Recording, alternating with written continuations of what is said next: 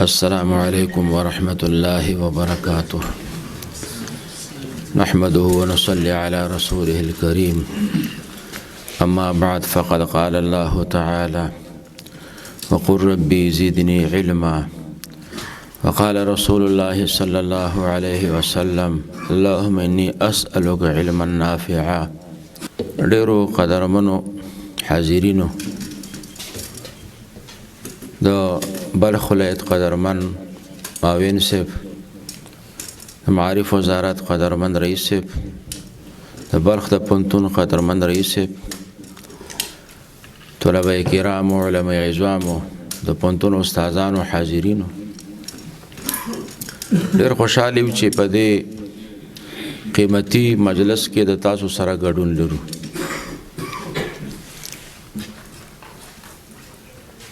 الله تعالی حضور علیه السلام ته د دې خبرې وضاحت کوي چې د علم د زیاتوالي غوښتنه د معنی وکړو. هر هغه شی چې ډیر مهم وي، الله تعالی حضور علیه السلام د تعلیم ورکړي، دا د معنی وغواړه. په ټولو عباداتو کې چې موږ وګورو دغه جمله نه د استعمال شوی چې وقل ربي زدني علما. معنی د علم د زیاتوالي سوال وکړه.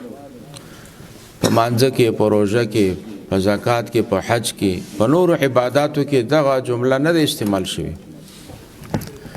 یوازې علم دی چې الله تعالی حضور علیه السلام ته د دې تعلیم ورکوي چې د دې علم د زیاتوالي غوښتنه د معنی وکړه. دا مهم دی. که د فرد کمال راځي، که د ټولنې کمال راځي، که د یو ملک کمال راځي، که یو ملک خودکفا ګرځي، که یو ملک د نورو ملکونو سره همسیال ګرځي، دا په علم سره. که دنیا کې وګورو، غیر مسلم هیوادونه که مترقي ګرځېدلي دي، په دنیا یو اثر لري د علم په وجه. که مسلم هیوادونه وګورو، که هغوی مترقي ګرځېدلي دي په دواړو میدانونو کې، که عصري میدان دی او که دینی میدان دی، د علم په وجه. افغانستان یو اسلامي هیواد دی، د دواړو علومو ضرورت دی ورته. هم د دینی علومو ضرورت دی، هم د عصري علومو ضرورت دی. دینی علومو سره به د الله تعالی معرفت ورته حاصل شي، د خپل ژوند هدف په وپیژني چې الله زه د څه لپاره پیدا کړم. الله انسان د عبادت لپاره پیدا کړی او دغه عبادت د کولو طریقې دا به وپیژني. عصري علوم بیا د همدغه دینی علومو محافظ دي، د دینی علومو سره همکار دي، د اسلام او د مسلمان ضرورت پوره کوي. د اسلام محافظ دي، د مسلمان محافظ دي. تاسو وګورئ زموږ او تاسو په دې ملک کې 44 کاله انقلاب وچلید.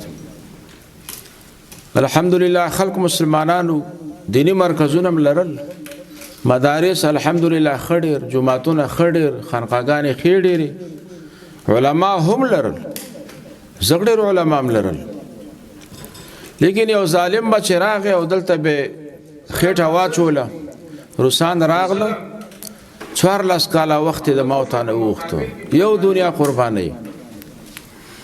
موږ په دینی میدان کې کمزوري نه وو، مدرسې کمې نه وي، جوماتونه کم نه وو، علما کم نه وو، د عصري علومو کمال را سره کم و. د ځان نم دفاع نه شوه کولی، د عالم نم دفاع نه شوه کولی، د جومات نم دفاع نه شوه کولی، د مدرسې نم دفاع نه شوه کولی، د مسلمان نم دفاع نه شوه کولی، د خپلو سرحداتو نم دفاع نه شوه کولی. 14 کاله وخت یې وغوښتو.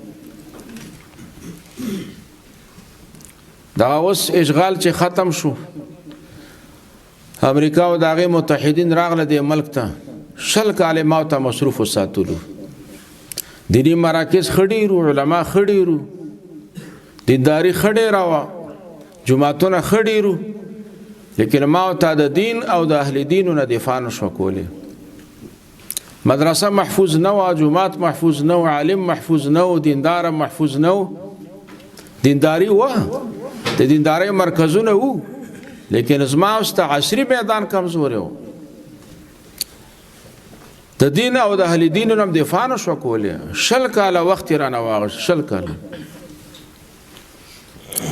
نن تاسې وګورئ د عصري علومو چې کم کمال دی، که ټانک دی، که جاز دی، که توپ دی، که کلاشینکوف دی، دا د دین او د اهل دین سره په حمایه کې ولاړ دي. 3 کاله وړاندې همدغه ټانک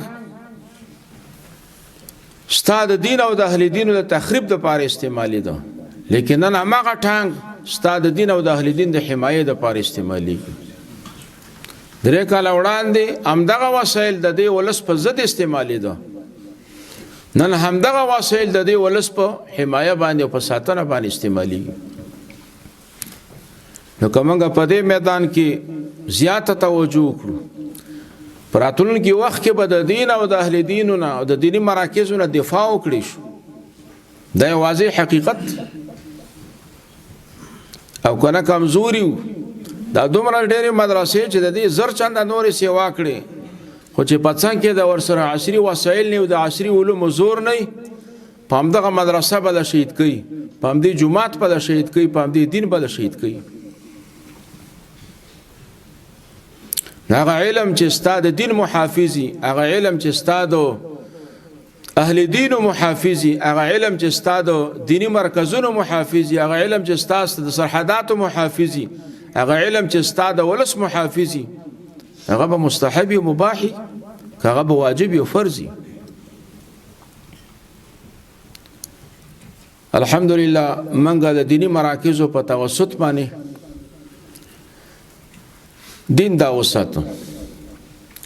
ظلم تم ظلم وي، د ظلم او د کفر په مقابل کې قرباني ورکړو، او د دې ورځې لپاره قرباني ورکړه چې دا وطن به ازاديږي، په دې وطن کې به یو ښکلی اسلامي نظام مخې ته راځي. هغه هدف الحمدلله زموږ او ستاسې په وجود کې حاصل کړو. دا زموږ او ستاسې خوشقسمتي ده چې د دومره ډیرو تکلیفونو نه وروسته اسلامي حکومت په خپلو سترګو باندې دا ولید. ډیر علما مسلمانان په دې ارمان باندې لاړو چې من کاش کې اسلامي حکومت لیدلې وي، د دې جهاد او د قربانو نتیجه هم لیدلې وي. که یو طرف ته موږ د دې نظام د اقامه کولو لپاره قرباني ورکړي، د دې نظام د دوام او بقا او ساتلو لپاره بل لس چنده قرباني د موت نه غواړي. وړاندې ما ته د یوازې د جومات ته لارې، د مدرسې د لارې د ولس د بچو خدمت کول، بچی ورته په دین باندې تربیه کول، لیکن نن زما او ستا ذمہ داري زیاته ده. اوس په بازار کې هم ګرځي، په کلي کې هم ګرځي، په دکان کې هم ګرځي، د ولس خدمت پکړ. ذمہ داري زیاته شو. مخکې یوازې د جومات ذمہ داري و، د مدرسې ذمہ داري و، نن د ټول ولس ذمہ داري در په غاړه ده. مخکې د یوازې د ولس دینی ضرورتونه پوره کول، اوس په د ولس دنیوي ضرورتونه دا هم پوره کړي. د اسلامي حکومت دو ذمہ داري وي، یو د ولس دینی ضرورتونه پوره کول او بل د ولس دنیوي ضرورتونه پوره کول. نن زما ستا ذمہ داري ډبل شوه. وړاندې یوه وه، اوس دوه شوې. وړاندې مې یوازې د ولس دینی ضروریاتو ته متوجه وو، اوس د ولس دنیوي ضروریاتو ته هم متوجه وو. الحمدلله همدغه علما چې 20 کاله دنیا ته یو تاریخ پرېښوده، چې د افغانستان علما هغه خلق دی چې د ولس اعتماد ورته حاصل دی، هغه خلق دی چې تر شا ولس ولاړ دی، هغه خلق دی چې په قربانۍ کې د ولس نه په اول خط کې ولاړ دي، هغه خلق دی چې د ولس په مرسته باندې د دنیا لوی طاقتونه د الله تعالی په امداد باندې دوی له شکست ورکړ. همدغه علما به اوس په علمي میدان کې دنیا ته دا ثابتوي چې افغانستان یوازې د جهاد کور نه دی، افغانستان د علم کور دا هم دی. موږ الحمدلله دنیا ته د جهاد درس ورکړ، د جهاد پیغام هم ورسول. اوس دنیا ته د علم پیغام ورکول غواړي. افغانستان لکه څرنګه چې د جهاد سرچشمه ده، نو دارنګه د دینی علوم او د عصري علوم سرچشمه دا هم ده. موږ په دواړه قسم علوم ته متوجي یو. موږ په دواړه میدانونو کې ډیر شاته پاتیو او وجه دا ده چې څلور لسیزې موږ په جنگونو کې دا تیرې کړې. اوس په وخت نه خرابو د خپل ذمہ داري ته متوجي یو. څلور لسیزې د عمل قرآن شوی د دې ملک بنیادونه که دینی بنیادونه دي او که عصري بنیادونه دي دواړه کمزوري شوي. دا به دواړه اساسي مضبوطول دا غواړي. داسې مضبوطول به غواړي چې ما او تا په خپل کور کې خود کفا شو. د ولس او د نظام ضرورتونه دا پوره شي. د دنیا سره سیالي وکړو او پاینده کې د خپل ولس او د خپل سرحدات او د خپل ملک نه دفاع دا وکړي شو. که موږ دواړو میدانونو ته متوجه نه شو نو بیا به د همدغه یو ضعیف حالت په وجه باندې د یو بل حالت سره مخ شو چې که یو ظالم راشي یو اشغالګر راشي بیا به د ځان نه دفاع نشو کولی. بیا به په یو درېیم اشغال کې اخته یو. د دې اندازه به نه لګي چې بیا به موږ د ملک آزادو.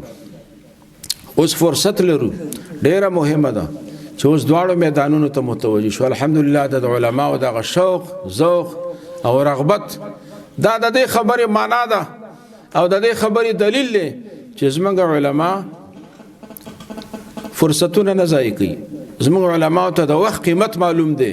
مشران علما ګورو لیکن نن راغلي دي او امتحان ته راغلي دي. زنګون به ماته یو امتحان به ورکوي. دا د ښه همت د ژوندي همت دلیل دی چې زموږ علما همتناک دي. دې ته نه ګوري چې زما عمر زیات دی لیکن دې ته ګوري چې علم مهم دی وخت حساس دی وخت مهم دی. موږ باید دغه ملک په علم سره آباد کړو په علم سره خود کفا کړو او په علم سره د نورو ملکونو سره همسیال لا وګرځو. د امتحان پروسه چې کومه طریقه د امارت له خوا نه جوړه شوې ده الحمدلله ډیره شفافه ده. په هغې باندې ډیره خواري شوې ده او تاسو ته سهولتونه برابر شوي دي او انشاءالله نتیجه به ډیره شفافه وي. دا د نتیجه چې کومه راوځي په هغې کې د انسان څه دخل نه وي. نن سبا چې کوم سیستمونه جوړ دي او کمپیوټرایز نظام دی هغې کې د انسان څه دخل نه وي. که هر څومره مشر انسان وغواړي چې یو چا نمرې زیاتې کړه هغه نشي کېدی. نو تاسې خواري وکړو چې کومه خواري مو وکړو هغه به انشاءالله د هغې ښکلې نتیجه به مخې ته راځي. او احتیاط دا وکړئ چې کوم اصول دي د امتحان د هغې مخالفت ونه شي موبایل استعمال نه شي بله بې احتیاطي ونه شي. موږ په دې کې د چا لحاظ نه کوو. څو ورځې مخکې د ډاکټرانو امتحان و په هغې کې څه ډاکټرانو بې احتیاطي کړې وه موبایل استعمال کړی و. موږ د هغوی نتیجې باطل اعلان کړ.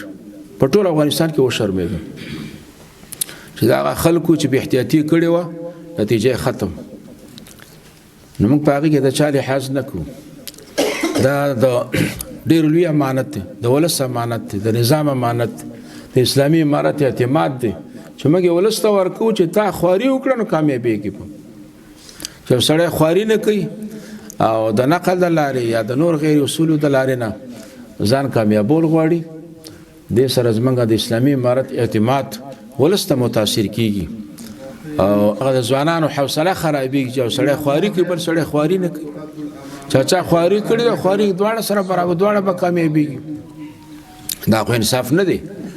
نو د دې وجې نه ډېر په تسلي او اطمینان سره امتحان ورکړئ. موږ ټول ستاسو خدمت کوو او الله تعالی نه د ټولو کامیابي غواړو. ډېر زیات خوشحاله شو چې ډېر په شوق او جذبه باندې راغلي یاستئ. دغه شوق او جذبه به انشاءالله دغه وران افغانستان آبادوي او د وران افغانستان به خود کفا کېږي او د نورو ملکونو سره به په علمي میدان کې انشاءالله سیالي کوو. واخر دعوانا الحمدلله رب العالمین.